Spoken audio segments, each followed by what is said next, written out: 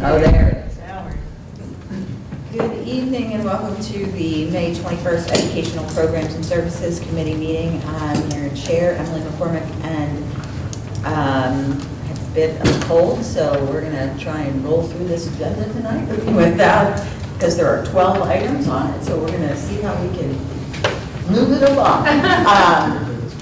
But I have with me J.P. Prego and Trina Scharschmidt. I also have Melanie Cunningham. And then Dr. Roach was walking around here, but I don't know what happened to him. He's looking something up for me. What's that? He's looking something up. Gotcha. We've got Dr. Farina, we've got Miss Carol Woodland, we've got Miss Amy Coyle, we've got Miss Kim Bast, we've got Miss Sarah Rothamel, and Mr. James Roth, along with Mr. Frank Flanagan.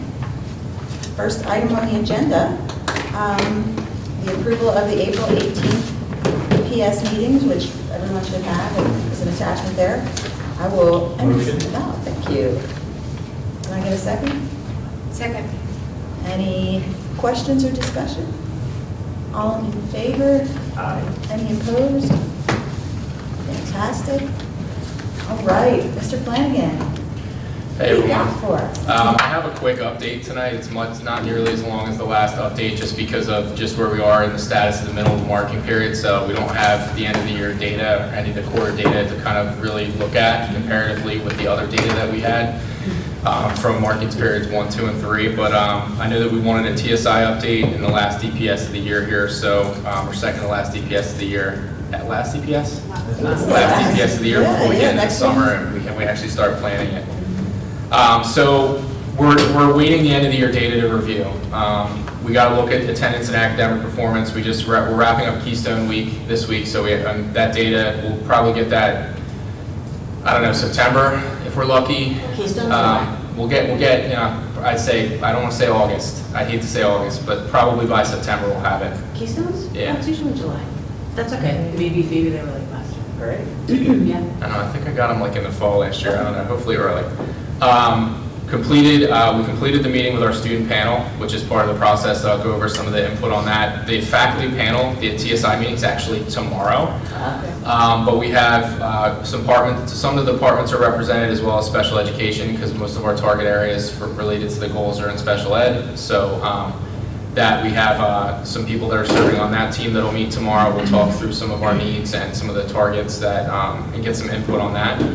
We do have some tentative goals that are kind of fleshed out that I'll share at the end really quick. And the next step is after we finish our faculty meeting tomorrow to get some input on the plan.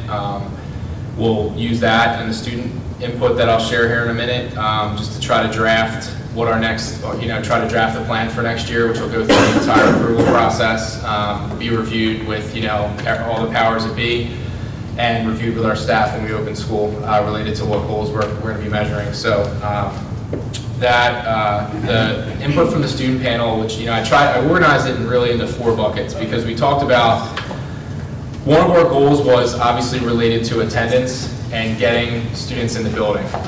So we talked a lot about how can we get more students in? How can we get students excited to be in the building, come to school more often?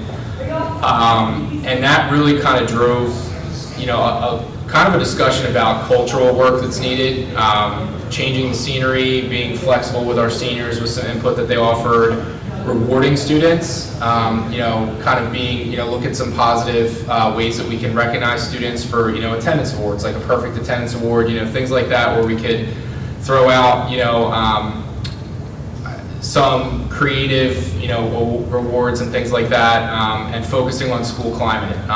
The overall feeling was that the students were controlled quite a bit with less freedom than they felt that they could get and that they could be responsible enough to have. So that was part of our conversation and ways we can open up different spaces for them to kind of capitalize. Like we're working on some stuff for like some flexible lunch type stuff that maybe we can do as a senior area.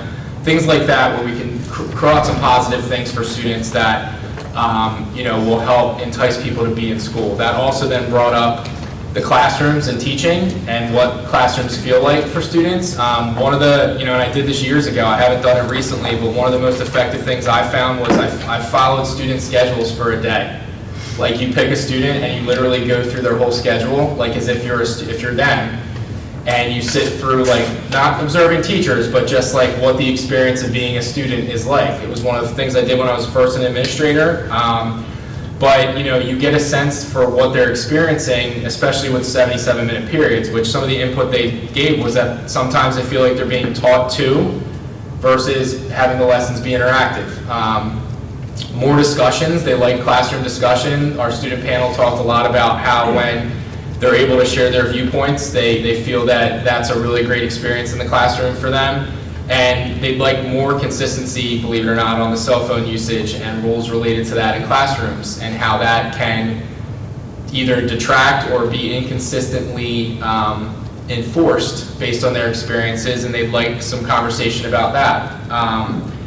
And I put that in there to note because cell phones are, in every district I've been in, have been a hot topic related to performance and distraction and, all the other things that are connected to cell phone usage, like social media and everything else that's kind of integrated in that. We talked a little bit about the Chapter 339 component and the business activities that, obviously we have the artifacts that we track that the state requires us for students to submit and work through as part of the, ways that we prepare students for the future and give them an identified plan. We talked a lot about that. I know Ms. Traub was here to present on that prior. Their suggestion, because we've had some areas where we didn't have really great completion rates in that, we look pretty good right now. We have a very small group of students who are working through right now with their junior class, but they just said, student input was, more planning with activities and completion as part of classes, like building it into what they do as a daily, regular experience in classes, more so than what they felt that it's been done in the past. Creating a calendar with a schedule for each grade level was something that our students suggested that we could look at to try to break down the tasks into a manageable way for them to complete them and integrate them not just in one class, but across, have it be kind of a fluid concept we do throughout what we do, which I thought was a great suggestion. I thought it was worth noting here based on that. And we talked about like culture and climate items, kind of like grade level competitions, kind of back up to the beginning part about ways we can reward and kind of celebrate students, student faculty competitions, more dances, assemblies, homecoming events, blue gold theme events, like where they can do some events, blue gold, and some primarily student autonomy. If I could sum up what their major pieces of input were: student autonomy, engagement, and freedom. Those were really some of the input pieces. And some of it is expected, some of it, when you talk to a group of students, you're going to get that. I think it's important for us to consider related to the attendance component, because you want school to be a place where kids want to go to, and they're excited to arrive. So if they're feeling like some of these rewards and positivity, these different pieces of things that we can incorporate and look to try to work through and plan with them and give them some leadership opportunities with it, I think would kind of, maybe help, I should say, make school attractive to some of our students that might need a little bit more, what's the word I'm looking for, encouragement to be in the building. So that's the student input that we talked about. So, could you reattach one time, please? Yes. Maybe reread it on you, I'm sorry. No problem. Where is the, what is Go to that? airtame.com/go. Yep. What's the code? It's loading. All right, give me that code. Let's try this.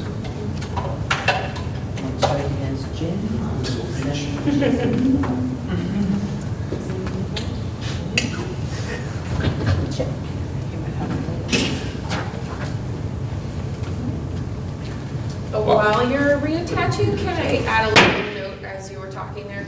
Some of those incentives to attend school, like I've seen open campus work, where they have that sort of, I don't know, they were gifted that, and it's a lot of times it's based on how your grades are. If you achieve well, you get this wonderful thing, but I wonder, are the students who are having trouble attending, would they be the recipients of Depends on, so I've been in districts where we've done open campus concepts, and we've looked at like our IE period, and we've done, different centers, and we've done, like basketball in the gym, more flexibility in the campus, which is definitely great, but some of our attendance needs probably would also be similar to our grading needs, because if you're not in school, you have grade issue, you oftentimes have grade issues, So then they don't get the incentive. Right. It's just a thought that. as So we're talking. it's, you know, obviously your MTSS model, you're gonna go through an attendance intervention as a SAFE plan. You're gonna work through part of your MTSS team to build out interventions for attendance as well, which is part of, you know, a separate conversation on how you're gonna intervene with that. But as far as reward-based, you sort of have to do more than that, than just like, you know, say, hey, if you do a great job, you'll be in open campus. Because a lot of these kids that are struggling to attend, they're going to be assigned an intervention for math or reading or some deficit in academics if we're going to give them an assigned period. That's oftentimes why, in my experience, the open campus concept doesn't necessarily work the original way that it was intended. It requires a lot of structure, a lot of planning, and then accountability is really challenging because you have kids all over the building. So those are some of the things that you have to kind of balance with it. Ideally, if you look at the classrooms and you look at, you know, lessons, you know, engaging instruction, you look at ways that, you know, the students are going to feel that their voice and choice is in the lesson. Some of that agency component is more of the bigger ways you can make classes more attractive as a system, I think, than just dangling out, hey, you can play basketball if you do a great job. Yeah, and I was just reading research that said the number one component that helps kids feel like they are achieving at school is their perception that their work is meaningful. Correct. Well, what does that look like, though? Every Yeah. teacher can interpret that kind of differently, and it's their perception. They need to believe what they're doing is meaningful. Yeah, and it's bigger than, the biggest thing that you can try to develop is an environment where, honestly, I mean, and this is maybe me on my, like, really philosophical sense where I say, or very, like, perfect world idealistic component where you want everybody to walk in the building and feel happy and comfortable to be there. That's really what it comes down to, and part of the components you put together with how your classrooms feel, with how your rewards look, with what you try to, you know, how you try to do school-wide activities. You know, there's some things we can talk about later, you know, as we dig into this further, like about PBIS and some components where you do a behavior reward system, and you do some things where you do school-wide competitions, and we can do like tribe bucks where we give students, you know, bucks that they can put towards, you know, raffles and things like that. There's all kinds of stuff you can do. You know, for our purposes, I kept it really simple, but those are some of the things that, you know, that helps with these students, you know, because then they're like, oh, cool, like you had a really great day, even though your grades aren't great, but you did a great job. You helped somebody pick up a book. Here's a buck, like here's a, you know, and then you can put it towards the raffle and you still get some sort of reward. Yeah.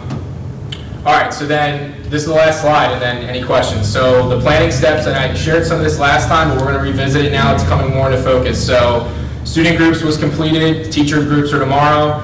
Revisions to MTSS, I just reviewed with Andrea and Kim, well, with Kim today, and I shared it with Andrea. We reviewed those for next year related to how we're going to tackle some of the interventions academically and attendance-wise, and you know, connected to our SAT model as well through our MTSS program. That's going to be connected to this. And we're going to have the revised plan ready over the summer. We're going to meet with the faculty tomorrow. We're going to take that input with the student input, and we're going to look at these goals, and we're going to bring them a little bit more into focus. What we're going to be measuring right now, like I shared last time, there's basically 3 goals that they measured this year for TSI in our TSI plan. We'll have our we're on track to probably meet those goals based on our data last time. But next year, we really need to kind of expand that into about 5 goals. That's what we sort of talked about. That's what we've been working at the building level. Course progress and passing goal for our special ed students, 80% or more. It's probably eventually going to be higher than that, but we have to build our ranges across the 4 quarters to kind of accommodate for growth throughout the year. Attendance goal, getting our special education students, which is again another target area for our TSI, getting that 80% or more per day in attendance, probably again higher than that 80% threshold, but I started there. They kind of need to take a little bit more focus based on what we're seeing as daily attendance, but also what we're seeing as when we're running attendance data for the year, what we really see right now. And I want to kind of look at the whole year in the summer before we really like together as a team are going to say, hey, you know, 80% is high enough or 80% is too low. The chapter 339 completion percentages with the career artifacts, we need to get to that. This is low-hanging fruit, meaning like get your stuff submitted. We're on track. They pulled the data at the end of junior year. As of the other day, we had 26 students that still weren't caught up on artifacts, and we're pulling them each day to get them caught up by the end of the month. So I'm confident we'll meet that goal for this year, but moving forward, making sure that we have that integrated and built into what we do in every class, and we get to that 90%, probably higher than that completion percentage of artifacts by the end of next year. I think, and that's a yearly goal, because then that really shouldn't need to be measured. It's just sort of needs to be something we just do, but we're gonna have it in there for now. And then a graduation rate goal for our special education students. This really kind of targets the bulk of our target areas, but the bigger one is there's no goal this year related to instruction. There was nothing being measured in the TSI plan geared at being in classrooms, analyzing and collecting data related to instructional practice. Kind of what you heard the students say is they're, being talked at for 77 minutes, voice and choice, student agency in classrooms. That wasn't being measured last year. There was, as far as a TSI goal, and part of what we're looking at implementing, not measured, I don't mean not measured at all, I mean related to our TSI plan, I should clarify that, but if we're gonna looking at course progress and submitting career artifacts and attendance and a graduation rate component, we have to look at instruction because that's connected to all of these. So that means collecting data on what we're actually observing in the classroom to determine, and that involves setting a goal for how often we're in classrooms to actually collect that data so we can determine where our gaps are. Not necessarily to critique instruction, but to celebrate the positives of what are happening. But undoubtedly, there'll be areas where we can probably all improve because we're a continuous improvement mindset. So, what areas do we need to focus on, and whether that's professional development, whether that's talking about Tier 1 implementation of MTSS, whether that's curriculum alignment, standards-based assessments, grading, all that stuff has to be looked at, and because that's going to drive forward every other piece of our data, because that's what's actually happening every day. So that's kind of that's the tentative idea. Based on talking to the student groups, based on talking as a team, that's kind of what we're thinking right now for goals. We got to talk to the faculty group, talk through that a little bit more, get the end of the year data, and see where we're at. So that's the update. All right, thank you very much. I appreciate it. I really appreciate the fifth goal. I think we talked a lot about that last year, and increasing that. We didn't have a good way of measuring walkthroughs and how many times they were being done.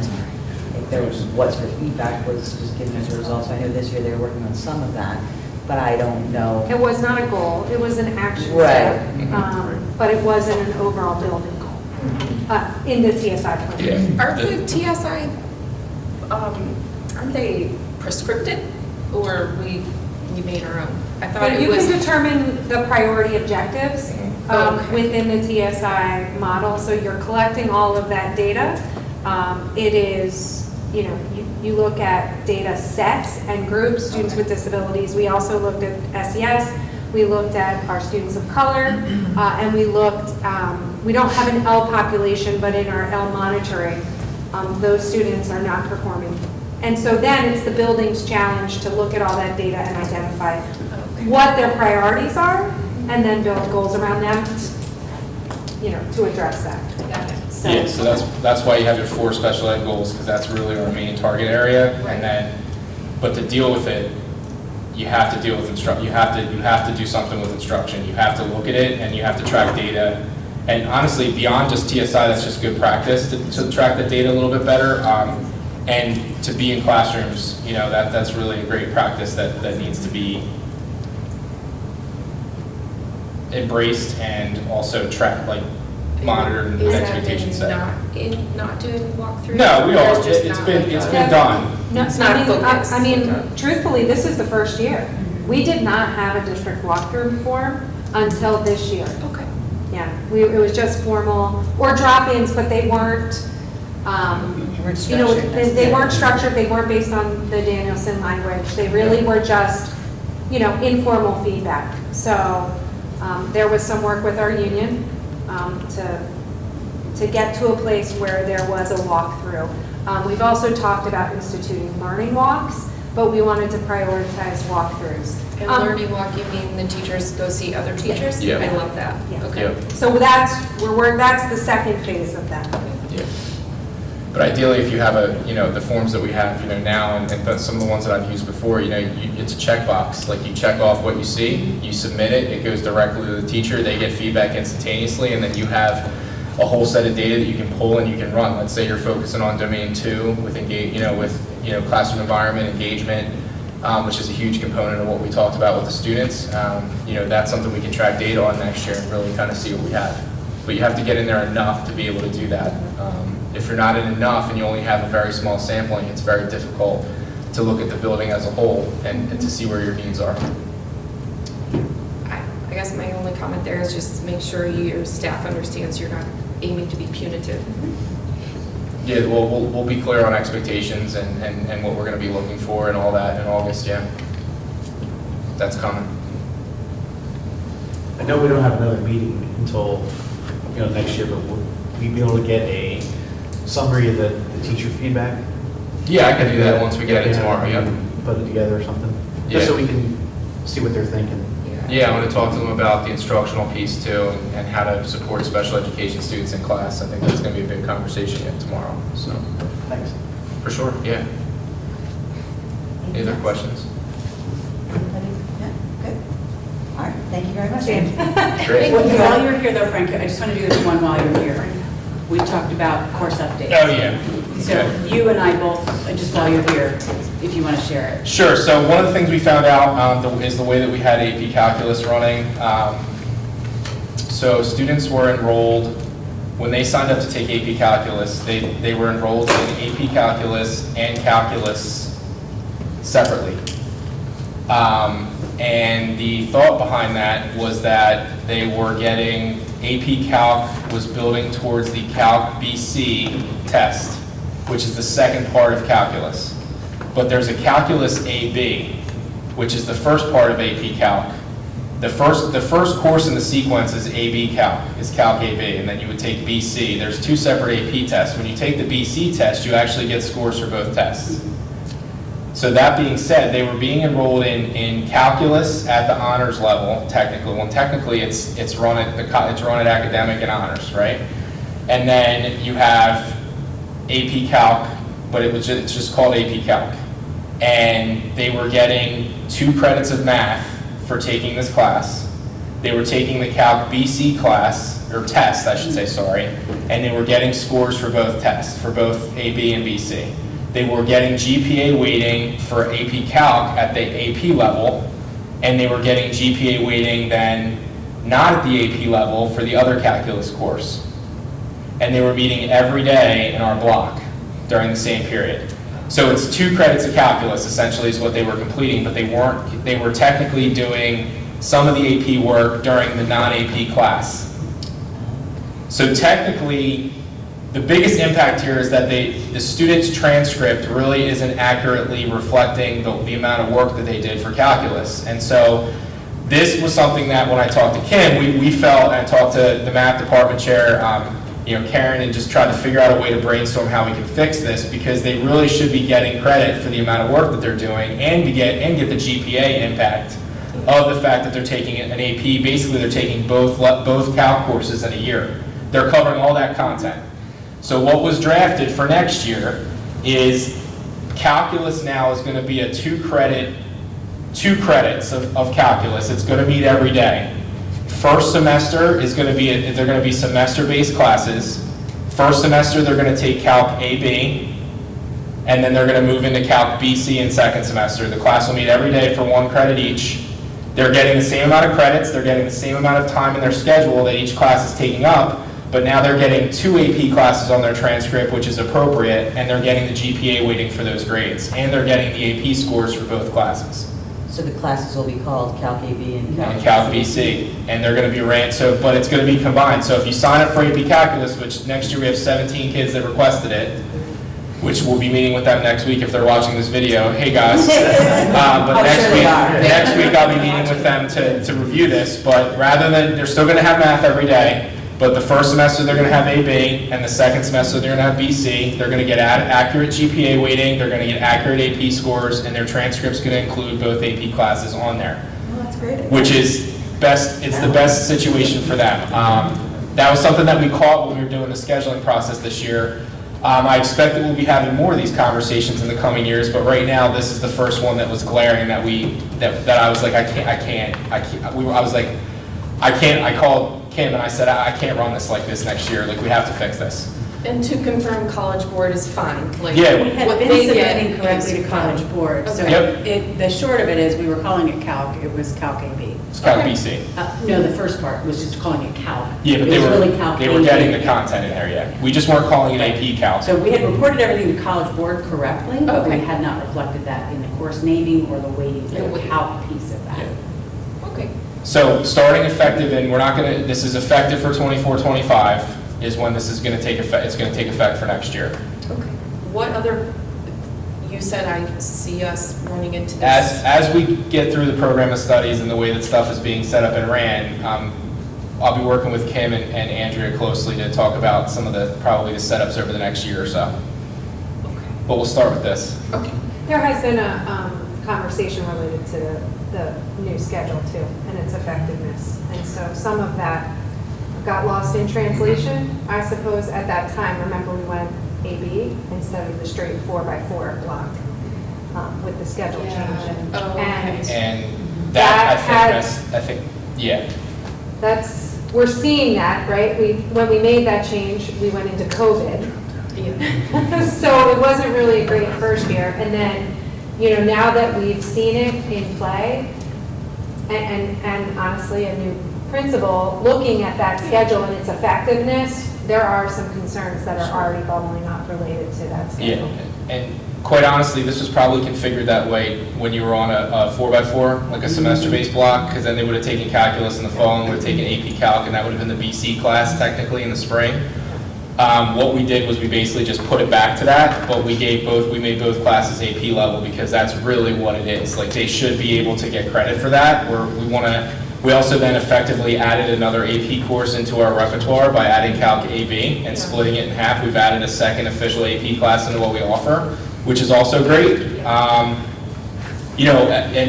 Further discussions related to the Bell schedule in the future and the IE period and its effectiveness for our Western Center kids that's a big piece of what is gonna happen next year. And that's part of what I was saying, there's gonna be more conversations like this. I'll probably be at EPS a lot next year. Fantastic. So, You had me worried a little, I'm like, is there a big problem? no, it's Seeing a little configured close out correctly. here now. It's, Okay. this is just, it's kind of the back end on how we're accounting for it with our student transcripts and making sure that it's accurate.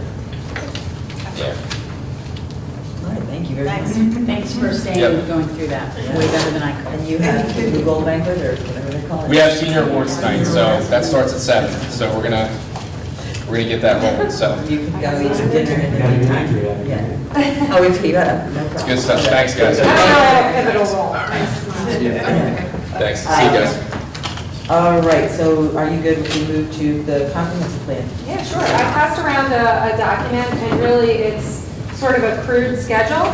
But I do want the board, the committee to know that we are entering our last year of the comprehensive plan that we are operating under.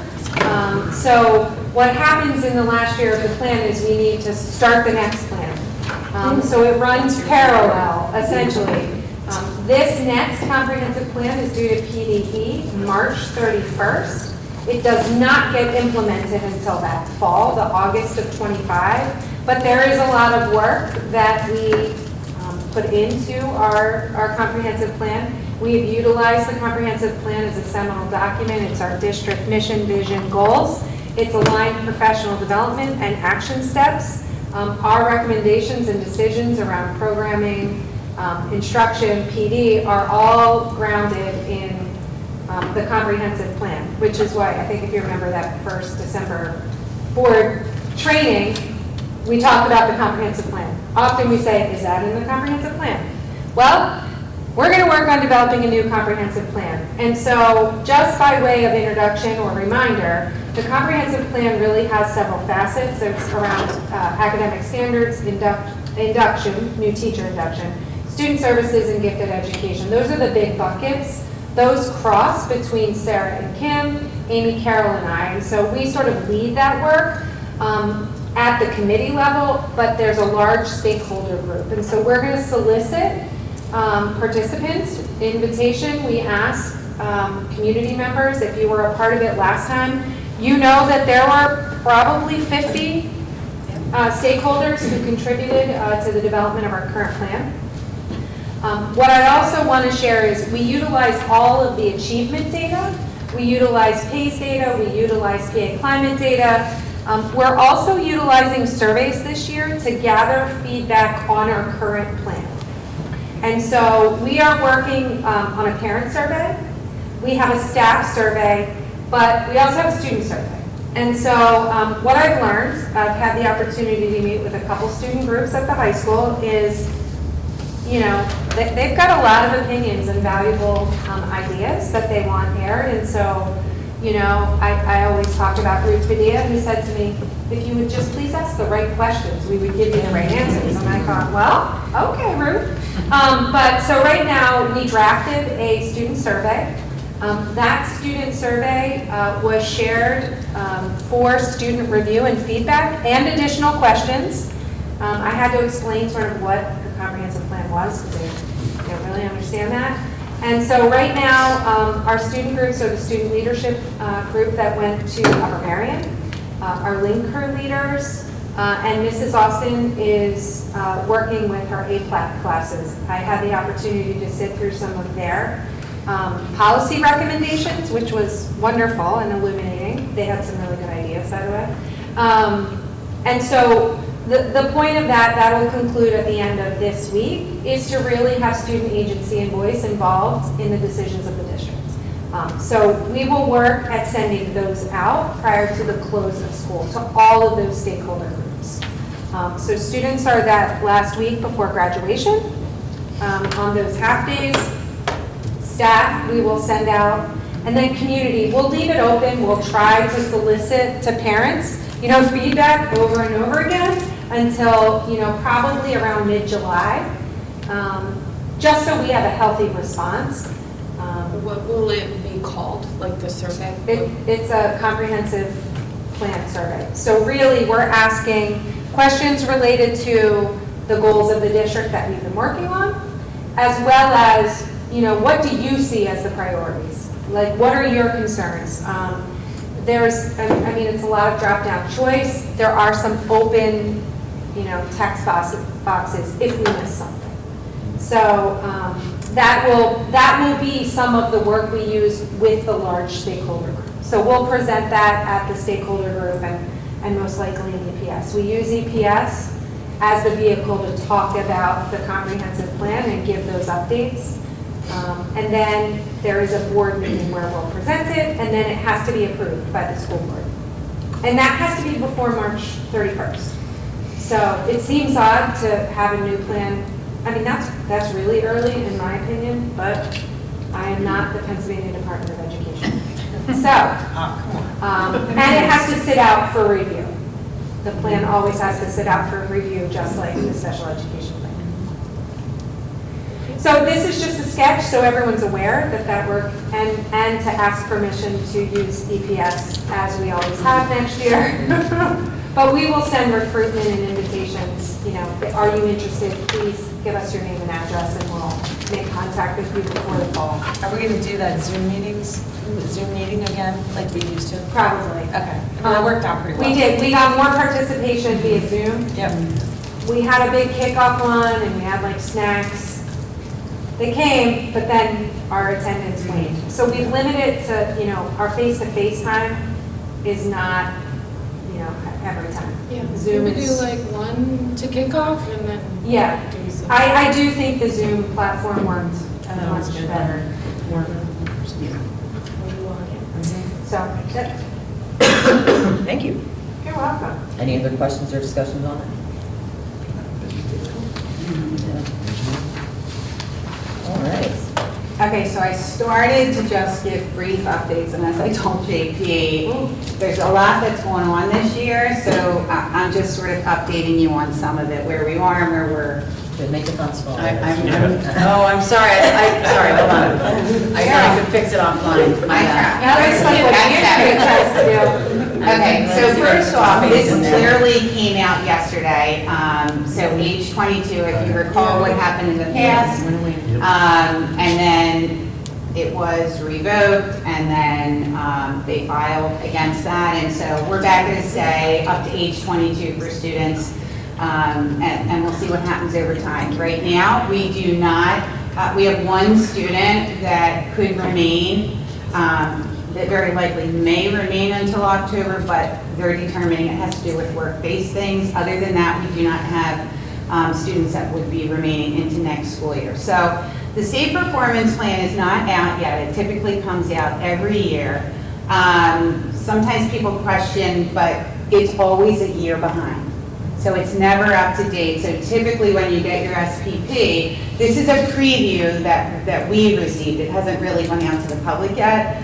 It should be this month that everybody can actually view it. And basically, and you'll see where I input some of the updated information from the preview. If you look at our percentage of special education, we're in a brilliant place there. If you look at the state average, so there's not necessarily a target of where they say you should be, but typically what I can tell you over the last 5, 6, 7 years, the state average has gone up and up and up, and definitely over the last 3 to 4 years since the pandemic. Indicator 1, so basically the indicators are a total of 11 indicators, and they do not go 1, 2, 3, 4, 5 up to 11. They actually start at 1 and they go to 14, a total of 11. Don't ask me why. It must be something. So these were, and every year you don't necessarily get an update on every indicator because it's every so many years where you might get your report back from the state. So I'm just sharing some of the general information. You'll see indicator 1, we heard Frank talk. I think the key to look here is 21-22 is when the collection of data was received. So the RLE, we met that target, we had 95.2%, the state average was that. Again, this is coming from the 21-22 school year. Indicator 3A, which has a different number, and if you recall a year or 2 ago, this came out with participation in taking the state assessments. This is literally participation. This is not how students did or didn't do, so you can see met the target 100%, grades 4 and 11, it was. And then at grade 8, they did not. They were at percentage of students taking it was at 86.7. Indicator 5 is one of those areas back in 1819 through the compliance monitoring then, which occurs every 5 years. That was one area, least restrictive environment, where the district went on an improvement plan. And so this just came out. So we've always been, I don't know when the last time we didn't meet the target for students, special ed students in general education, 80% or higher. And then the next one, we haven't consistently met the target, but we have met that target from the data received, special education, other settings. I think it's important to look at our district because of the numbers we have. You look at us, you look at a North Penn, you look at a Central Bucks. They're likely to have a number of different types of programs. We don't offer. We try, but we have to be able to sustain it. So you can see at times there might be students that have very, very high level needs, and we don't offer, for example, maybe an MDS program, K to 5, things like that. So that's important to look at there. Indicator 9 and indicator 10 talks about disability, race, ethnicity, and the source of the data was, for the first one, indicator 9, looking at 21-22 and 22-23, and the district did meet that target there. Indicator 10 talked about disproportionate representation, disability categories, and again, they're looking at 2 years taking, taking that average there. Indicator 13 and 14 are the, so you'll see that's why I added additional things there. Every so many years, a district, it's typically, they'll break it up every year, it's 1/6 of the school districts in the state of Pennsylvania. 23, 24 happens to be Upper Berkshire. So we are indicator 13 and indicator 14. So indicator 13 is just very briefly, both of them have to do with transition. So this is special education, it's really your secondary kids. Typically it's 14 and up, typically our 7th to graduating seniors. And the first one is really just looking at, if anybody's aware of what a typical IEP looks like, there's what they call the transition grid. It talks about goals, independent living, all those areas. And so the data for both of those, and indicator 14 is a 2-year process. Indicator 13, we're good. We are pretty much completed. What we do, we work with our tax supervisor, who happens to be Chris Coberline. He's been here before. He works with us on many, many things.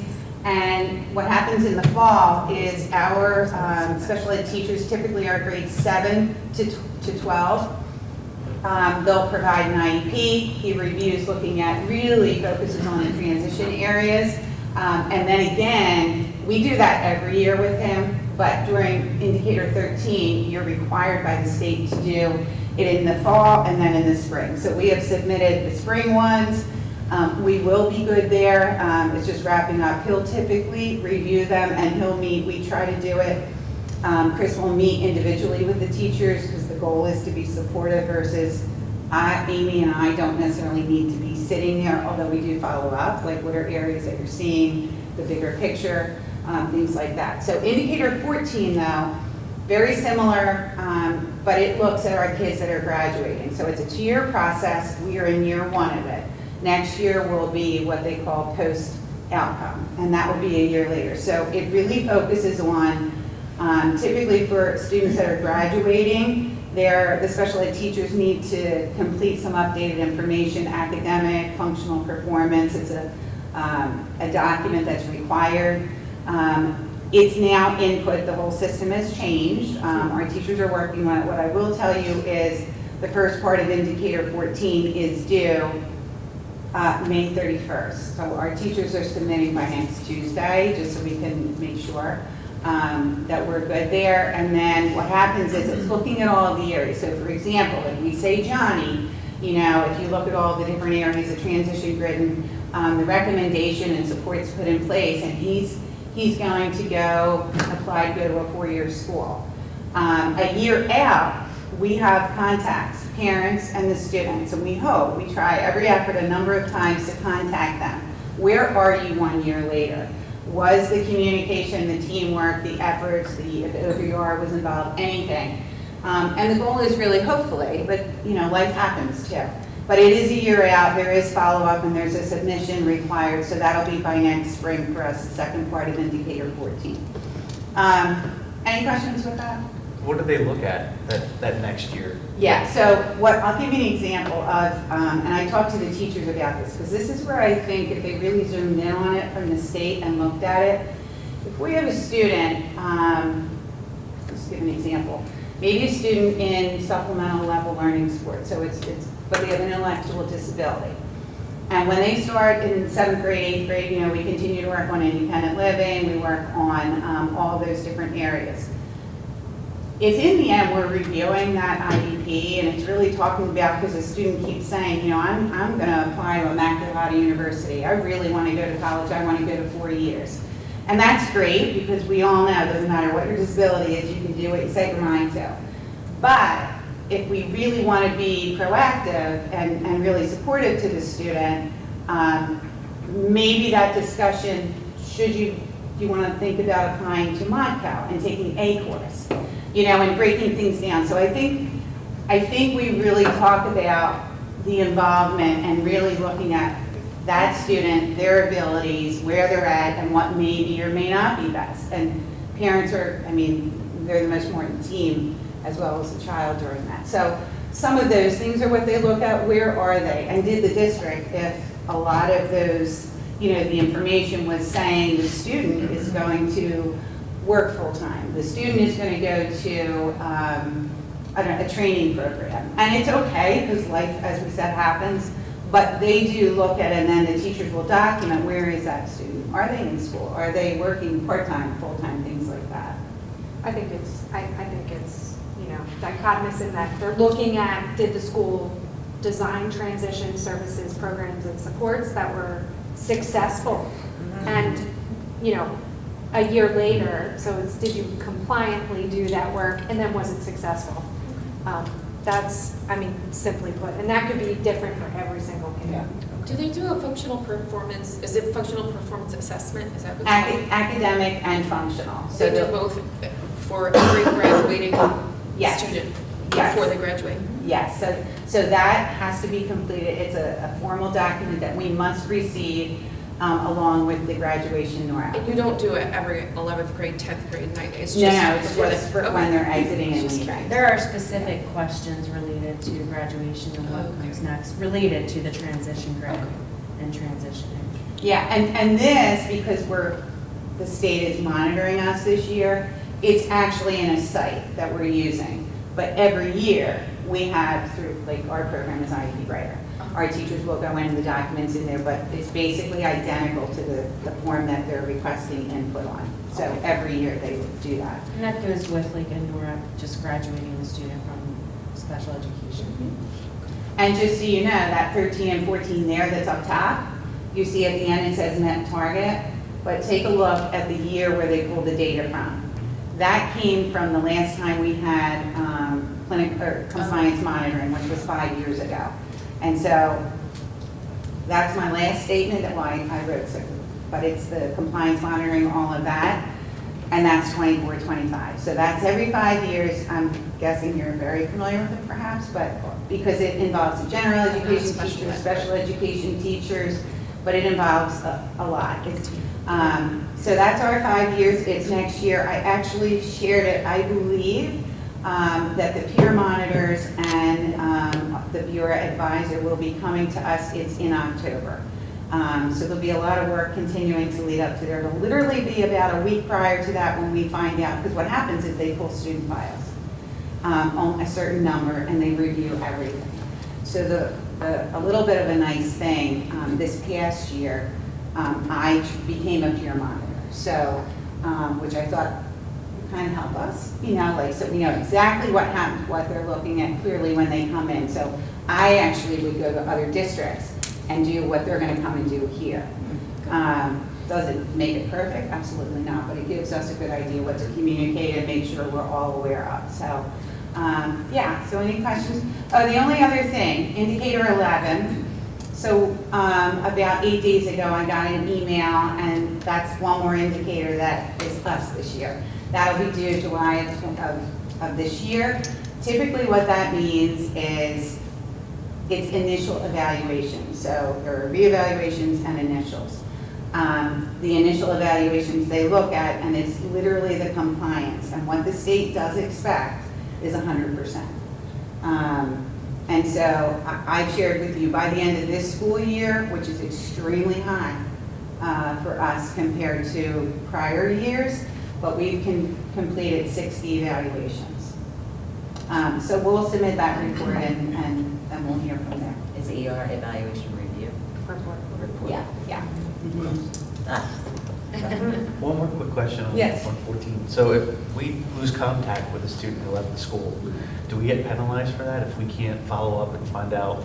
No, what I they're don't, they doing? don't really penalize you, so there's it's a minimum of those 3 attempts, and they're all documented. And so those kids that are leaving this year, that's why we say to teachers, ask for the student cell number.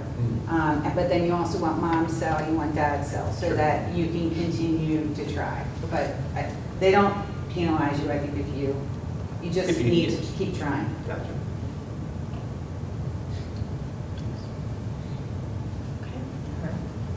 And then the only other, so this is just a brief update on this. The middle school and the high school have been continuing to implement our Check and Connect system.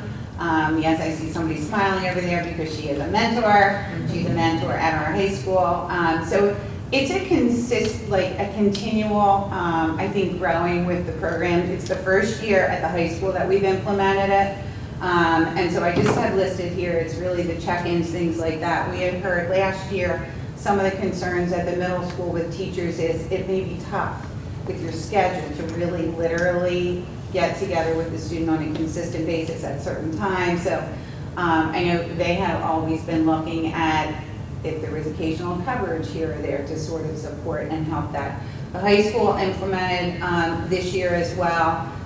So it looks a little different, very similar, but a little bit different at the high school. Typically, At the high school, it's very individualized. What if you're starting out, do you want to have like a whole get-together? Where initially, when we first started the program at the middle school, we did. We had like a little, morning breakfast. I got to play basketball. It was supposed to be very casual, things like that. When you get to high school, some of the students that typically are recommended, which is a look at your course performance, it's a look at your attendance as well, and then also your office discipline referral. So they're sort of the focus of those kids, which aligns really closely to like SAP or to our MTSS. Many times those kids, and what we say with this program here is, because when we did it through the grant a couple of years back, it was required to be kids who have an emotional disturbance. Check and Connect for us can be a gen ed student now, it can be a special ed student, it can be anybody that's in need. I don't know if you want to, Amy as well is a mentor, so both of them. I have the honor of mentoring a really wonderful young person. And like Carol said, a little bit different than the middle school. We made it what they needed and what they wanted. And so we meet during their homeroom. They don't like to give me their lunch block, which is fine. We meet during homeroom and we check in and we talk. And grades, attendance, participation. We set a goal this year, and one of their goals was really just to find their people. They wanted to acclimate themselves to the high school and find a group of friends. And so they're trying out for a fall activity. And so it's just been so nice to work with that individual. What an awesome kid. All of our kids are awesome. I'm just a little partial. And so it's just been a great experience. We meet frequently, once every other week or so, but I'll check in over email and say, what are you doing? What's going on? What's going on with algebra? And any of those are considered like meets. Yep. It doesn't have to be physically sitting in front of you. It could be a quick call to, to the school or to the student or whatever's going to work. I know that you've done emails as well. Mm-hmm. I popped into lunch one day when we had the tech outage. They didn't like that. My mentee, we did lunch, he taught me to play chess. I mean, he tried to teach me how to play chess. But it was a nice connection, and he has a group of students, he has his people. And he will be transitioning to the high school next school year, and as Sarah mentioned, Greek kids. And I'm honored to be welcomed, with middle schoolers to have lunch and, to learn, what they're doing. And so, yeah, very cool stuff. And Yeah. it's completely voluntary? It's completely voluntary by the individual. So And it would be a staff member, not. So it could be, I'd say everything. Bus driver, or not a. It could be Not a a bus car, driver, it could be. 100%. Okay. It could be, we had, over the last 3, different times, we've had administrative assistants. We've had one of the admin assistants from Not the a middle community school. member, Sorry? not a community member. No, we Okay. haven't. We've pretty much kept it. I know there's outside programs that do mentoring, but we've pretty much kept it. Because isn't there a training component? Yes. There Yeah, is. so I have it sort of the next steps where that is. So right now it's looking at, so at our high school, it's typically 9th and 10th graders. So we're obviously trying to get them then. And in our middle school, a number of the kids and some additional have joined, and they're kids that initially started with under the PDJ or Path to Graduation that we call. And so they've continued, but we have a number of students that are now in 8th grade. So now they're moving up to 9th grade. And so the question is, do they continue? Is the mentor, now obviously if they're a teacher, it's very difficult. I mean, I would love it if they did, because the goal is long-term. But we do have a number of district administrators, like Amy's student is a middle school student. So it's different for us, I I'll be think. going to the high school, so I would be able to. Yeah, so we just look at it, we adapt. And then in order to become a mentor, there is a required training. Chris, once again, represent us on this from the MCIU. So he's coming up, we've actually confirmed the date, it's August 12th. And then he'll provide the training to them, and then, we'll get started. And then the only other thing is working pretty closely with Brian at the middle school, and then Jen at the high school. It'll be meeting with them sort of over the summer and looking at, like, what did the high school learn this year? What didn't work? What needs to change, even at the middle school? So it's always, I think, a work in progress. Thank you. my turn. So I am proposing, and I'm seeking your approval for us to participate in an agreement with the MCIU for translation services. So as you know, as I've reported about our English learner population, it has just about tripled since I took over of this program, I guess that was 4 years ago. And a lot of the work that we do really makes sure that we are in compliance with federal and PDE mandates for our parents, our families, our kids who have limited English proficiency. And one of those areas is on providing translated materials to the family in a language in which they choose. So the MCIU has proposed a consortium to come together to provide translation services for Montgomery County districts. Now the reason this is important is because translation of documents, specifically the ones that you see listed here, but also legal documents, is extremely costly. We work with a group called Transact, and Transact does our written as well as our verbal translations. Transact charges by the word, and so it can become very costly. Now we're in a good place where we don't have big lengthy documents all of the time that need to be translated, but they do come up and they are costly. And so we are required by the federal government, but also PD as part of our EL regulations, to have readily available translated documents in the language of parents choosing. So the IU, again, has proposed this consortium for translation services, and really what that is we would join our neighboring school districts and share the fee. It is $7,500, and share the fee for the year to have access to all of the documentation that PDE, or that Transact requires as part of the PDE and federal mandates. That includes documentation for parent and family engagement, assessment participation, federal grants, Title I information about our ESL program, school supports, discipline reports, attendance reports, IEP supports, special education documents. I mean, I have a 5-page list here of everything that they're going to cover. Administrative things, signage for our buildings, multilingual signage, health forms, immunization forms, all of those things that we need to have readily available should a family request it in a language other than English. So I have just a few of the things on there that this service will provide us. And so I'm just seeking approval to get this on the board agenda for May 23rd, this participation with the IU. Do you know what was it Transact, is that what we use now, what they cost roughly per year? So it's a by usage fee. Right. So this is still going to be with Transact. I can tell you, I did reach out to Transact to give them to get a quote of what a sample document might be. We did just have a special education document go through Transact, and it was about $1,800 for one IEP. Because you pay by the word. Mm-hmm. Right. So that's just one situation where, yeah, so it can be very, very costly. If we have a student, Carol was talking about the 60-some evaluation reports that we do. The ER reports can sometimes be 20, 30, 40 pages. Again, we would pay by the word if that needed to be translated, and that is a federal requirement that we offer our families. So it can get very costly. This is just another opportunity to make sure that we're providing our families multilingual families with the supports that they need. Question, you said the $7,500 would be us joining with other districts. Yes. Is that we're splitting the $7,500, or that's our? That's our contribution. That's our so each contribution. district, yep. And you don't know, like in a year, so there was $1,800 for the one document, like sort of an average of this year. Do you know what?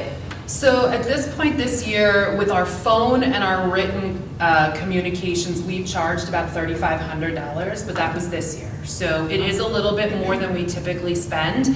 However, I will tell you, with our changing L population, and with the needs that we're starting to see as our students are going through the MTSS process and our communications, this is really an area that we should be covered. And I'll give you, sorry. Can I just, and I'll weigh in from a non-sort of federally mandated perspective. I think it's just to encourage families engagement give them opportunities to read our materials and resources. We have a lot of families who don't, English is not their home language, and so how are we being supportive of them to engage those students and their families in our community, right? We want to make sure everyone has access to our content, right? So I was able to meet with some students, some of our Ls, following a student leadership experience, and we're starting to talk about pursuing a seal of biliteracy for our Ls who are fluent in English and other language to support students as well. And so it is a rising population within our community that we can't ignore, and we want to make sure that they feel like they can read our handbooks. You know, right now, we don't.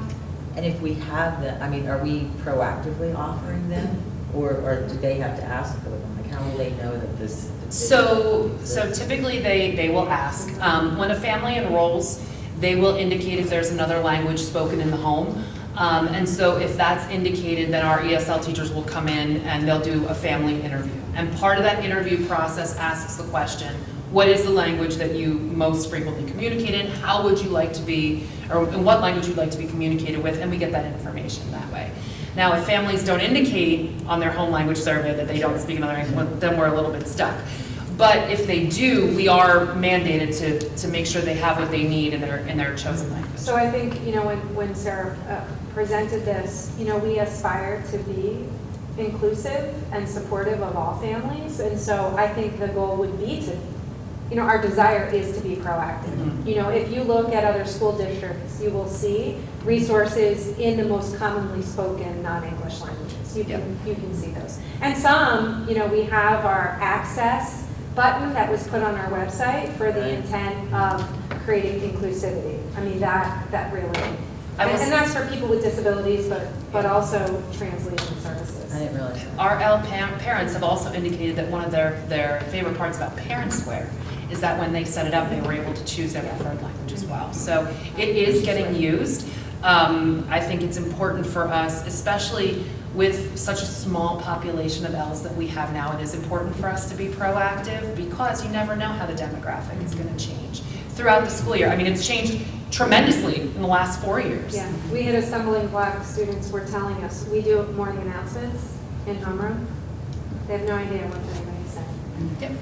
And so we're like, well, whoops. And their homeroom teacher doesn't translate, so we're talking, you know, can we get captions? So that, you know, because some can read it, or, I mean, we're just trying to find a way to make sure, they're like, I think they gave us direction, but we have no idea what we're supposed to do, so they're wandering around. It's just new for Upper Perk. It is, yeah. We have not seen this type of number of students who have that need or families, Mm-hmm. So how many, I think you shared this before, but how many L students do we have this year? So we spent 3,500, you said this year. How many students do we have? So we have projected, how many are we going to have next year? And I know that you Yeah. don't really know. That's So we have the real number, 53 but- this year. 53. 53 Ls this year, K to 12. Of those 53, we have 6 that are brand new, non-English speaking, K to 12. We enrolled a family just yesterday who is coming with 2 kids who are non-English speaking. So to guess how many we're gonna have, I truly have no idea. We had our first true newcomers at the high school this past school year. So that's been new for us. But I'm going to say with the number of students who reclassified, which is the new way to say exiting the program, and our enrollments, I think we're going to be between 60 and 65 kids in our department next year, which is really exciting. But also, I want to make sure that we're prepared for what our kids' needs are going to be as they come into our program. So next year, potentially between 60 and 65, and 8 non-English speaking, because you said 6. Could be, more. yeah. Okay. I mean, we could get more, it just depends. In my previous district, we had no non-English speakers, and in 1 week, we enrolled a family of 11 from Yemen. And so we had to really scramble. And I always say, you know, you never know who's going to be joining us. So I like to be proactive and make sure we have what we need. And am I correct in assuming that if, you know, 3 or 4 of those students have an IEP? Yes. We've paid for it. We would Yeah. have. Yep. But we don't know exactly what that. No, we don't know, and So that's the hard part. that's. But we a pay- document like that, we would be paying by Right. word, and that could get very. Yes. Correct, pricey. and typically we do, I mean, in the case of evaluations, we do bilingual evaluations as well, which we pay for. And we've done bilingual evaluations as well, which would be supported under this. as And well. Sarah, this is unlimited, so we could Yes. do all the things that we're hoping to do. So we can really get our money's worth in terms of announcements and, Yeah. which is nice. Yeah. I think we're careful now about Well, what we and do. but is it going to be a cost then every year that we're? It will It'd be. be, it's an annual fee, yes. Exactly. So even if you look at that student that she's talking about now, was the bill, every year, at the very least, they have an annual IEP due. And they're typically, like we said, it could be 15 to 30. And you would have to read. Correct. Yeah. Right. By word. Interesting. So we're So, looking for permission. I was just gonna say, so I'm looking for permission, but it's the May 23rd board meeting to go on the agenda for Is that approval done? for our participation. Is that agenda done? Yeah, it probably would be the June board meeting. Oh, the June board meeting? Yeah.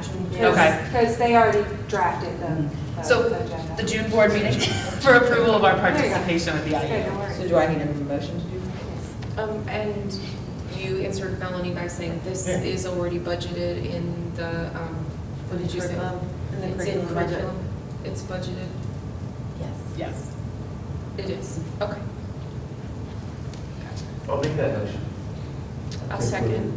Okay, great, we can move it to the June board meeting. I apologize. I have to sneak off to get to senior awards at 7. I'm not trying to be rude. Next up. So I'm asking you for a little bit more money. This is just This year's money. This is this year's money though. Wait a minute, So I this is took just a my list of second back. mentors. I didn't know there was more. This is a list of our mentors to be paid. We had a really nice induction class this year that spanned, we had speech teachers, we had new counselors, we had special education teachers, we have a wonderful new choir teacher. We had a great group of new teachers. Anyway, so I'm requesting payment for our mentors who are an invaluable part of this process. We couldn't do it without them. Our mentors just do a tremendous amount of work. So as per our new teacher induction contract, our mentors do get that $500 stipend for their support. We do come annually in May to say, please pay them.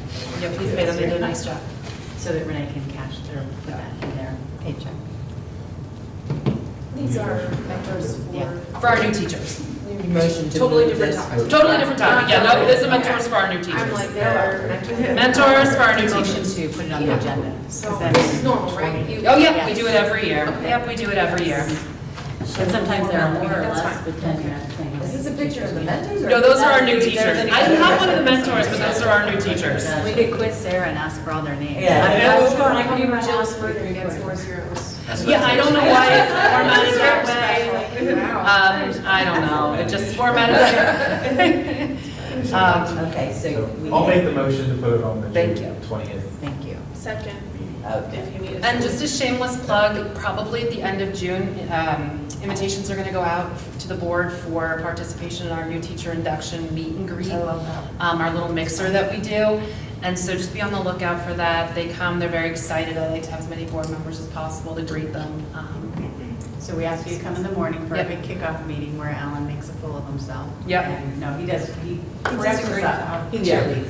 And then we ask you to come back at lunchtime. So if you can make one or the other or both, we're really grateful for that. So those invites will be coming out probably at the end of June. I like to get it on calendars early. It'll be the middle of August. I think August 13th is in new teacher induction day 1. So just a shameless plug for that. That's really fun. You're already going through the summer, Sarah. Yeah, right. I'm already in October, just I can't even believe it. All right, That's it for me. thank you very much, Sarah. Okay, so way less fun than induction. The past 2 years, we've been involved in ESSA monitoring, that's Every Student Succeeds Act. They come and they monitor our spending for the grant funds for Title I, II, and IV. They look briefly at Title III, although we do that through consortium, so they don't spend a lot of time digging into that. They were here yesterday. It was a long morning. We were here from probably 9 to 2. They were lovely, they were instructive as well as investigatory, which we always like if we can learn something in the process.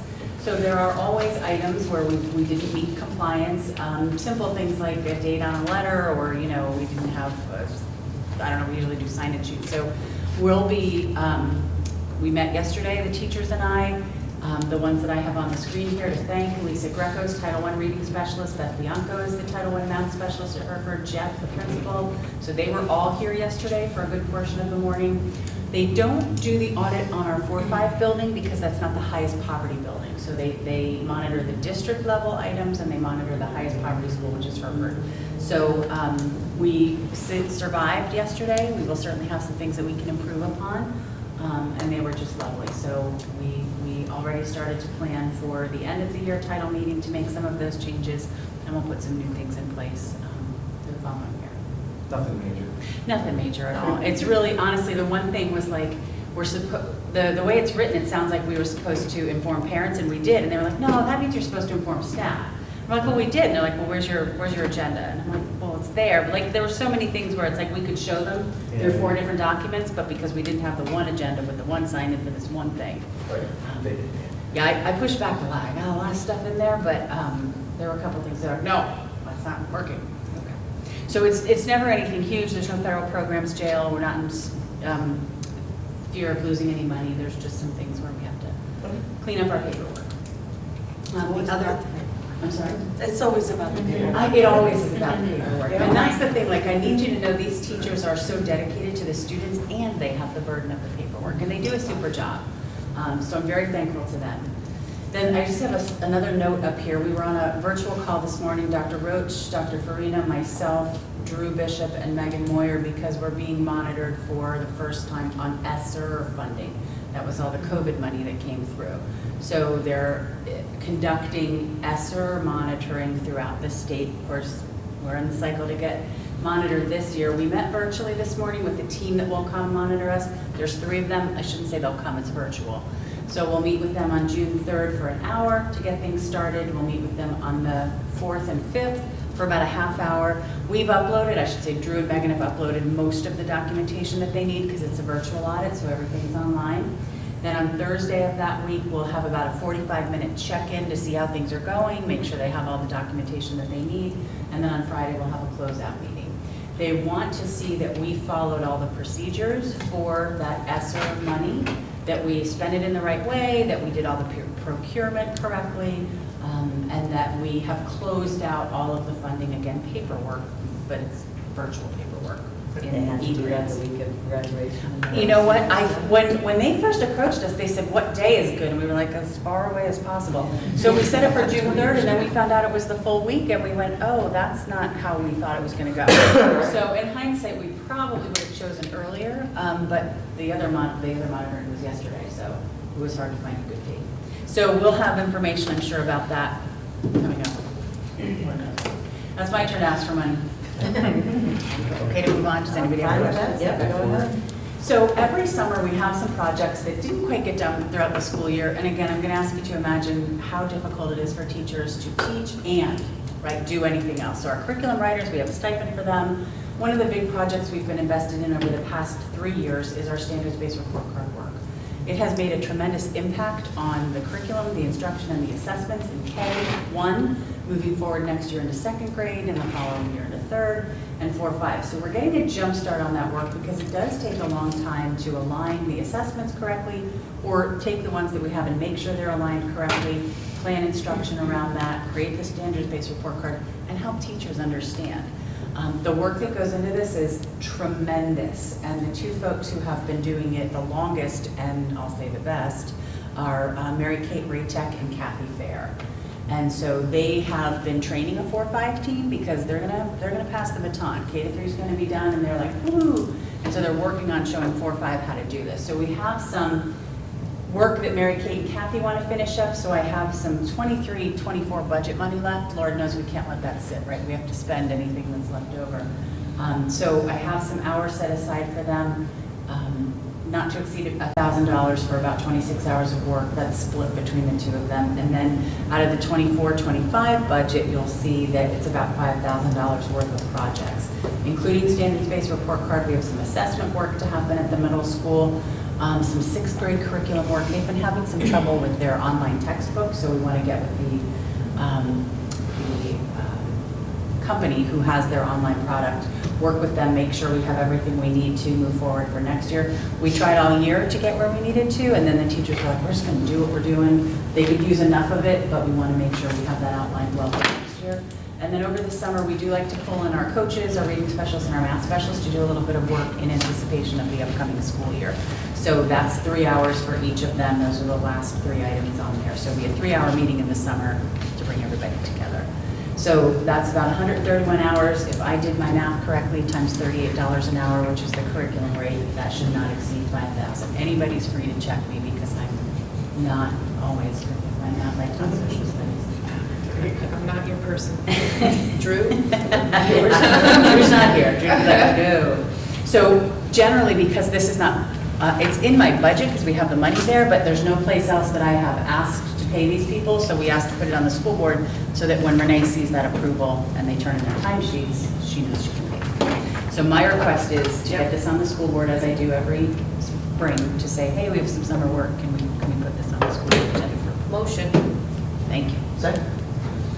Your math was Where's my correct. staples button? That was easy. What's that? Your math was correct. Okay, well, thanks, Sarah. Don't wait for that. I just calculated. Thank you. And I just wanted to share just what's upcoming for next year. So next year, we're going to be doing a K-5 math curriculum rewrite. We had talked in this group about doing ELA. And then when we looked at the amount of work that had gone into the standards-based report card and how much of that ELA had already been kind of reworked with the resource that we have, we thought, oh, let's see how this works before we go out and look for something new. And our math data is a little bit more concerning, right? So we want to dig in and maybe work on that math. We don't have the middle school included in there because we refreshed CPM, as Emily and JP know very well. At the middle school, but we're going to build around that. We're going to make sure that the structures for collaboration are built K-5, and then that everything's working at the middle school, and that will move forward to high school math as well.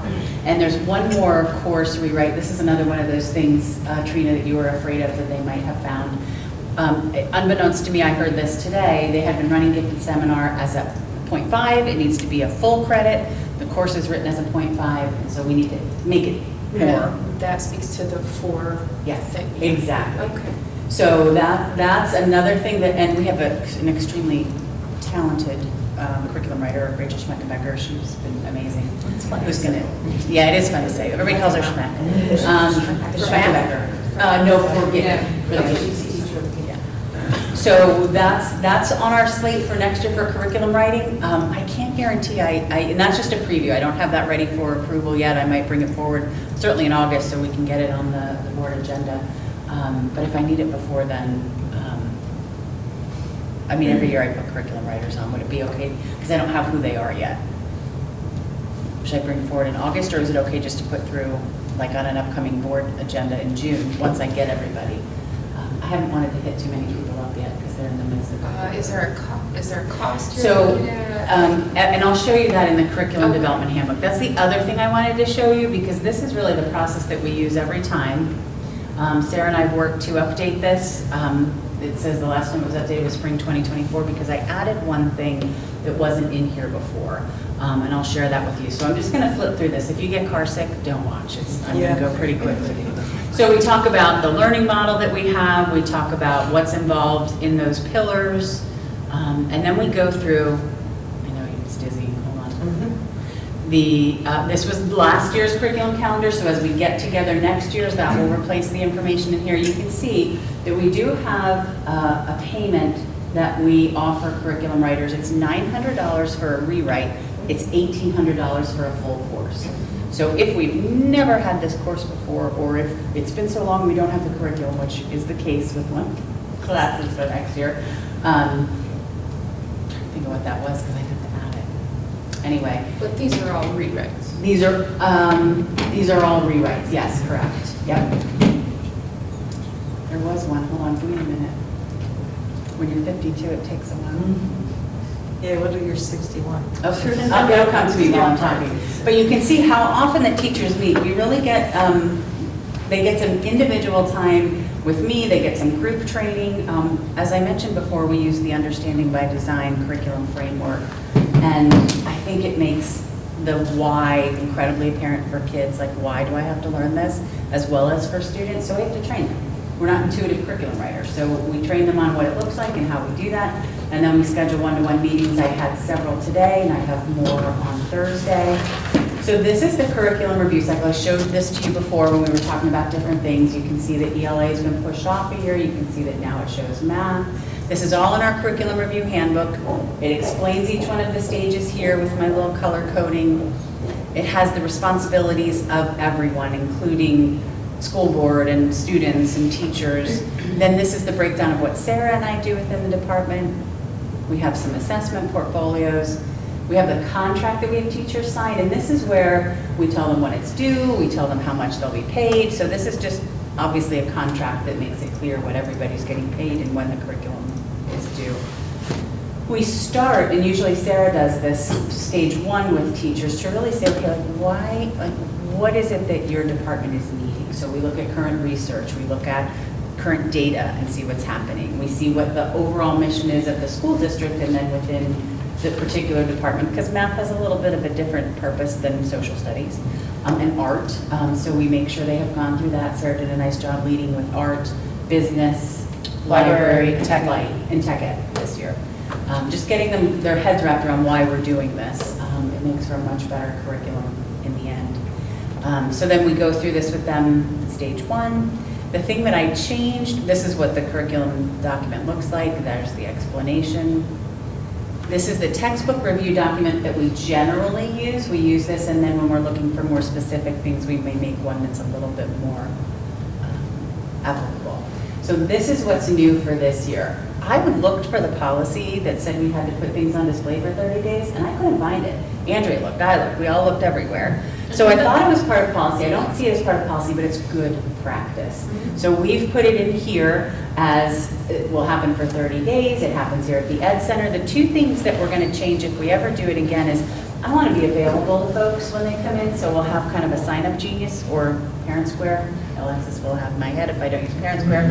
But we'll have people sign up through that. And additionally, we'll have a hard copy as well as a virtual form to leave feedback. Because even though I spoke with people, I didn't have any evidence of that. And so I really, I thought, and actually Dr. Roach said, hey, why don't you capture that in some comments? So those are the two things that. Thanks for doing that. Oh, well, I think it's important, and it's important that we have it in here.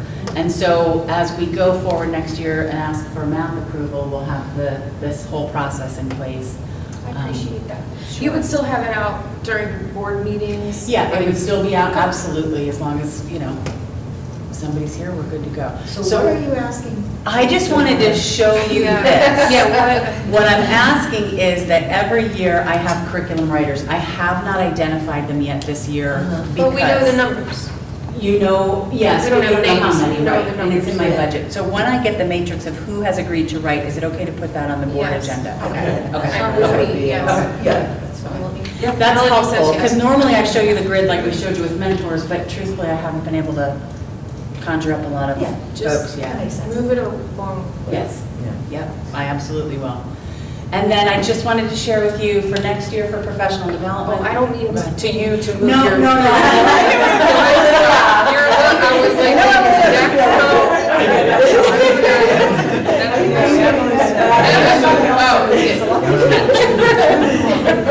Okay. So just a preview for next year for professional development. We will, as you approved, thank you so much for reapproving TLS. I did want to share some of the feedback that we had received from them.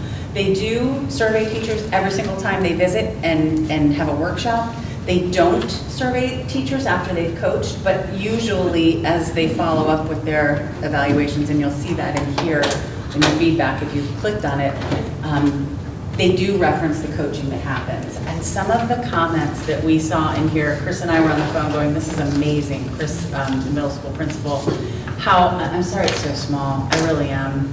I tried really hard. Did you send this? I did send it, so, but some of the things were like, I haven't really thought about my practice, and after all these years, I feel like I can try some new things. Like, to me, some of the things in here were really impactful in terms of how it changed teachers' mindsets, and you can see that's how they ask the questions. So it really, as Andrea said before, if you ask the right questions, you'll get the right feedback. The way they phrase these in terms of what has changed in your practice, to what extent was this helpful? So we will re-engage with TLS next year. We will do some continued work with MCIU and literacy. They've supported our middle school. They've supported K-3. Next year we have them as supporting 4-5, as well as our reading specialists to kind of grow that group.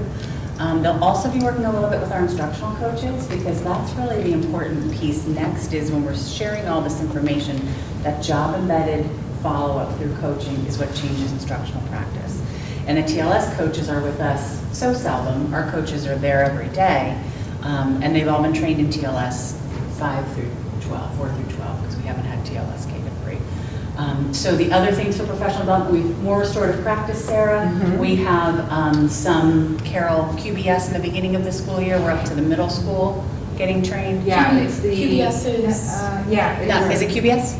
Yeah, it's QBS, so we do a 4-hour training.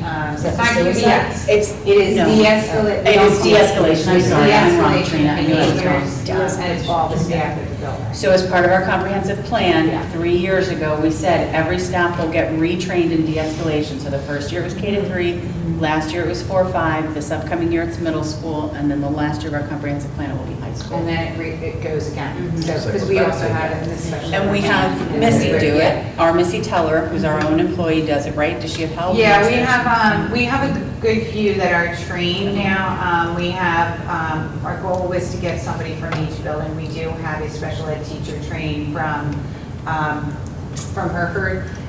We also have somebody trained from the 4-5 center. And then, so we're trying to keep increasing. We had somebody trained from the high school. I'm not sure if the training, if that'll continue as a trainer. But it's really difficult because it's difficult.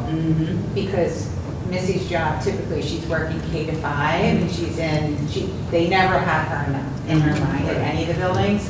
And then when you put this in the mix, and sometimes she has to rotate around K to 12 and get certain people certified, which sucks. So we're doing some, Mission Kids will come in and talk about child exploitation. We're doing some special ed Ames Web training. We mentioned last year, oops, hold on, let me go back to my other tab. Mission Kids. Yeah, Mission Kids is a group that supports, yeah, it's a group who comes in and kind of shares professional development workshops. We'll be rolling out Amplify, so we have to teach the teachers how to use that platform, the online platform, where they can get their teacher materials, and things like that.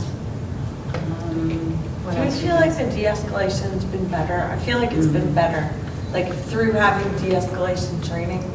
Hopefully that's helping. I feel like it's and getting better. I think it's probably also helped. This was the year that we also, grades 6 to 12, had from the MCIU or BCBA. So Missy, who prior was K to 12, which is, I don't know how that happens. So she's more focused. It doesn't mean, because her years have been working with a number of students, but being able to break it up to have the BCBA 6 to 12. Define that, BCBA, define those 4 letters. Oh, sorry. Behavior consultant, behavior analyst. So it's basically similar to Missy. They work with kids with behavior. She's from the IU. She will be here next year as well to support 6 to 12. We typically will station, they're stationed in a special education classroom where there might be So higher needs. BCBA is for special ed? Or No, it's for all no, staff? it is for all. So a lot of times, if through MTSS and behavior things, because you don't have to be a special ed student to say you have, should I just say FBI or should I? A functional behavior assessment. That one I know. You don't have to be a special ed student for a child to have behavioral needs. Right. And so they will support, observe, and work with gen ed students as well. Sure, okay. And the de-escalation also is gen ed special ed. It's not It's just every single teacher in the building Paraprofessionals. gets it. Paris Paras get it every single year. Right. They just come to every training where it is because it's just good. And we get a lot of different, that Yeah, I just changes. remember that in years past, we had quite a bit of things that needed to be de-escalated. And- Yeah. and- Yeah, and I feel like I don't hear that as much, which is good. Well, we do like to say every day is a new day, so it's wonderful, but every day is a new day. So hopefully you will never hear it, but I don't know. And then the state came out with 3 requirements over, we have to have it every 3 years. So every 3 years, we have to do a structured literacy professional development. That's scheduled in here. It's a 1-hour course we'll use through the MCIU. It's free for us, which is great. We will do professional ethics. We don't have that slated for this year, but we don't have to. I may try to I fit it just in there if I completed it can. like 2 days ago. Congratulations. Super easy, easy peasy. And then the last one is culturally responsive and sustaining education. And so that has a whole bunch of tenets to it that we have scheduled in here. I have no idea who's going to do this or if we're going to be able to pull it off, but we put the placeholders in to make sure that we get those required trainings, as well as all the other safe schools trainings that we have to do through PDE. It's a large Professional document. ethics was shorter than an hour. Oh, that's good. And did you do it on Vector, on safe schools? It was something else. I Okay. don't remember the name If you of it. think of it, let me know, and then I I'll, will. we have, I'm sure it's on I'll email safe you, schools. because it was Virtual? reminding me of to Yeah. send my, it Yeah. was self-directed. Yeah. You Well, that's just went good. through Yeah, it. And that's what the state is working to do in our IUs, to say, we've mandated this, well, the state has mandated it, let's help you meet the requirement through a That would be virtual nice. training. Sometimes, though, it's important enough that we want to do it with kids. For example, the suicide prevention and awareness, we oftentimes do that face-to-face. We do some of it online, but we also like to do that face-to-face as much as we can. So wait, that's in addition to the 3? No, I was just giving you an example. Oh, Yeah. okay, all right. And So then it just- she go ahead. also does the professional development, well, not she, but the district for the paras, which is all Yes. included. And Karen. we plan 18 of the hours during the in-service. So, I mean, unfortunately, some are hired after and some can't make every day, but they'll get, because they're required to have 20 hours annually as well. So it's a juggling act, because everybody wants a piece of those in-service days, and we want to give everybody what they need, but there's also the requirements of the state. So Which we've talked brings about me that to before. my thoughts about the feedback that you got.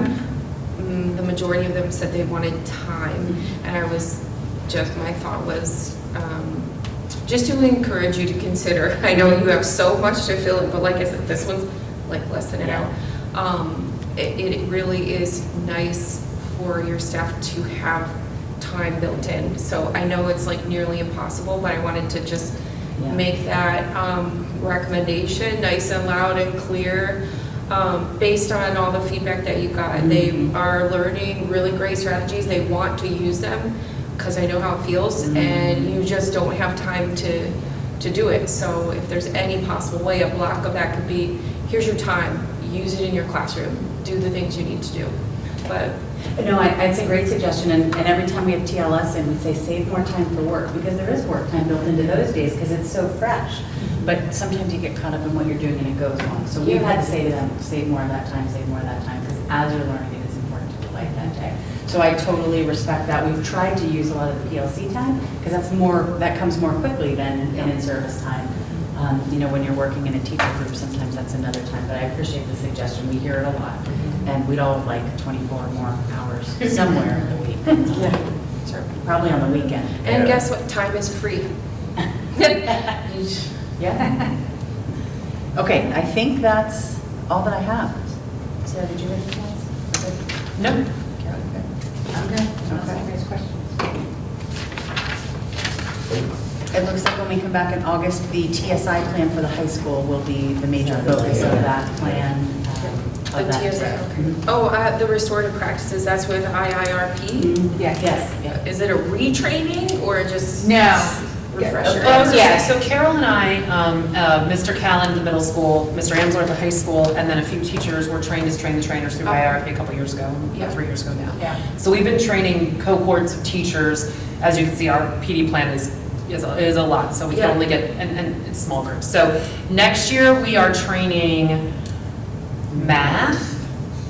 Okay. I think it's Yeah. math. This year was social studies. We're training our math department next year, so they'll be getting the initial training. Eventually, we'll get special education in there, but they have so much going on. I feel like you guys do it. You do this, you just don't do it like this, so Yeah, that's a great point. you know what I And they mean? do, Like, differentiation. with all of the for tools kids. you use that I saw already on the list of tools that you draw from, it's sort of in there, but yeah, the formal training. Yeah, I mean, we want them to get it, but they just have so much on their plate right now. I will say, yeah, the And formal with restorative practice CSI. training, restorative practices training is nice. I do embed it into induction as well. And I think maybe that might be part of our de-escalation as well, because that's something that we do all the time to build That's relationships in with there kids. too. Yep, yeah, I think that's all part of it. I was trained as a trainer. With IIRP? Yeah. Yep, Yeah, it's a great program. it is a great program. It's, again, finding time, I think, for teachers too, what I call practice. Mhm. You know, like your circles, like how can you do it? Like it's, once you throw yourself into it, if you're trained, I think it starts to come naturally, but Yeah. finding time and. The other problem is curmudgeons, like. We don't have those here. It's like curmudgeon free zone. Never mind that. Just giving them the. It's different, it's different, you know? Yeah. People, sometimes you're fearful for new things, I totally, Yeah. I'm just teasing, yeah. It can be hard to, I agree. It can be, that's true. it's new for people. People like to resist change sometimes. I do, you can kind of go a little lighter if you're not comfortable with it, so. Yeah, I think it's just sometimes the different, we teach them question, not to get too far in the weeds, we teach them Yeah. questioning strategies and things like that. Which Sometimes is just pretty light, yeah. keep it really surface level, like, And I think in the trainings too, it really was, just start out, just try it. Yeah. Like what we call, in elementary, what do they do every morning? Morning meeting, it's like Yeah. you get on the carpet, you do your little circle. Well, honestly, it's a circle. So Yeah. is there a reason why you can't do a morning meeting of 8 minutes, 7 minutes? We do it at my work every single day at 7 a.m. See? Oh, that's too early. It sure It is. is early. It probably, I don't think we've Becomes seen tradition. anything negative about it. no, we haven't. Good. All right.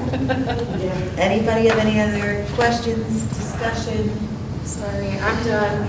Okay. Yeah. Anything from the public? Public? Yes, I do have a question about the translating tools. Yes, How many languages are available? Is that unlimited? that's a really good question. Hold on one second, it's in here. I feel like it is, I mean, it couldn't be everything, but I feel like it was almost everything, Sarah. That was the other attractive piece. It was the top, I thought it was, yes, so it's 1, 2, 3, 4, 5, 6, 7, 8, 9, 10. The top 18 languages that we might see. So everything that we have currently represented in our district is Is here. covered. Yeah. And so so within that $7,500, that doesn't matter how many students, say you had an influx of 100 students. 11 students from Yemen. That's I'm telling you, 75. covered. Yep, they're covered. They're They're covered. Yep. Yeah. There's even Do languages. they anticipate that that would go up every year or, maybe by percentage for? They didn't say. I think it's really going to depend on the usage. Full disclosure, these forms used to be free to us through PDE, and PDE decided no more. So I think it's really the IU's way of making them accessible for the districts, because these are costly documents. Well, and they have it's economies a of scale requirement. whenever they can. Yeah, exactly. So they do work on Because if you pricing. were to pay $1,800 for one document. Yeah, they do work on pricing as well. Right. So, right now, everybody's, contributing the same amount. I don't know, it may go up, it might go down, I don't know. Because if they get more schools to participate, Correct. it might be less of a cost Yeah. per So once you district. submit, say, a textbook or a workbook or whatever it is for the translation, how long does it take? So we got the IEP back in about 3 business days. So I'll tell you, when I It's relatively was in Norristown prior and the population. No, we wouldn't have done that, Spanish speaking, I think at that time was like 42%. So you can imagine the students that were special education, they were never, I never ever received a document back for a teacher that was in 3 days. So that's pretty impressive. It was very quick. And that's that's helpful. We need those documents as far as being compliant. No, they wouldn't translate our textbooks. We are an English-only program. And so what we do is we provide other instructional tools to help the students translate. This is more so for those standard forms, special education documents, parent communication, handbooks, other health records, things like that. I will say too, as far as what they're offering now for the, the ELS or the interagency, they did something similar for school psychologists for assessments and testing through the IU for all school districts in Montgomery County, which totally, and Upper Perk, we did do it because there's a lot of online assessments that the school psychologists can use, and it's like, there are a lot more than per se that we might actually purchase. And so we started that some years back, and we continue. It has gone up. I actually think, it's gone up moving into next year. I'm not sure exactly the amount. However, with that, they've also added additional documents and assessments that could be used. But our psychologists, it's great. It's very positive. Do you have teachers with, that are multilingual?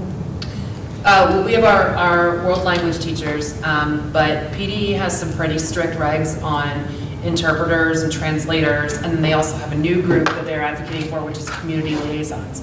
So there are specific certifications and things for interpreters and translators, which is why, especially as we're going through the special education process or anything else really formal, they recommend going through a company like Transact, because then, we know that the translation is clear. It's not best practice to have a family member come in that can translate, because things get lost inevitably. And I will say, part of monitoring yesterday was, do I have translated documents? They wanted to see examples because Title I requires us to communicate in that child's language. And those Title I documents are part of this. Yeah. Good. Anything else? All right, I'll entertain a motion to adjourn. Second. All those in favor? Aye. All right, you guys know good. I'm a good singer. Thank you. Do you know? This has been going on. It just started. I feel better. I didn't read it all yet. Sorry, I owe you a bag of eggs. Any